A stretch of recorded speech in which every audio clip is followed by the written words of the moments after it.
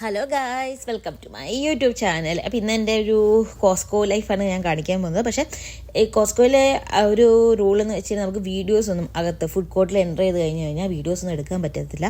പിന്നെ അതൊന്നും എടുത്തില്ല. ഇന്ന് എൻ്റെ ഡേ ഷിഫ്റ്റ് ആയതുകൊണ്ട് ഞാൻ രാവിലെ ഊബർ വിളിച്ചാണ് വന്നത്. ഇല്ലെങ്കിൽ അതിന് മുന്നേ നേരത്തെ പോകണം, ഒരു 7 മണിയൊക്കെ ആകുമ്പോൾ ഇറങ്ങേണ്ടി വരും. ഇന്ന് നല്ല വെതറായിരുന്നു.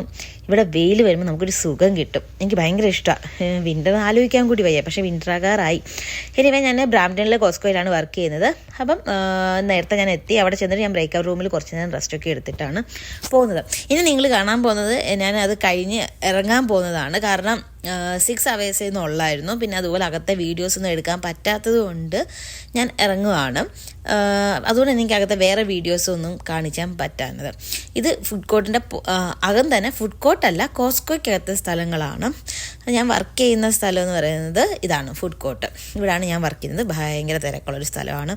ഷിഫ്റ്റ് കഴിഞ്ഞ് എനിക്ക് ബോഡി പെയിനും എല്ലാ പെയിനും എടുക്കും. അങ്ങനെ ഞാൻ ഇതിൻ്റെ ഇടയ്ക്ക് ഇന്ന് തന്നെ ഒരു ആയുർവേദത്തിൻ്റെ ഒരു മസാജ് സെൻറ്ററിൽ പോയായിരുന്നു. പക്ഷെ അത് ഞാൻ വീഡിയോ എടുത്തില്ല.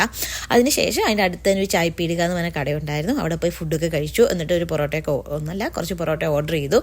എന്നിട്ട് ഞാൻ വീട്ടിൽ വന്ന് കുളിച്ച് ഫ്രഷായിട്ട് പൊറോട്ടയൊക്കെ കഴിച്ച് പിന്നെ ബിഗ് ബോസ്, അതാണ് ഇപ്പോഴത്തെ മെയിൻ. വീട്ടിൽ വന്ന ഉടനെ TV വെക്കുക, ബിഗ് ബോസ് കാണുക, ഇതാണ് എൻ്റെ മെയിൻ.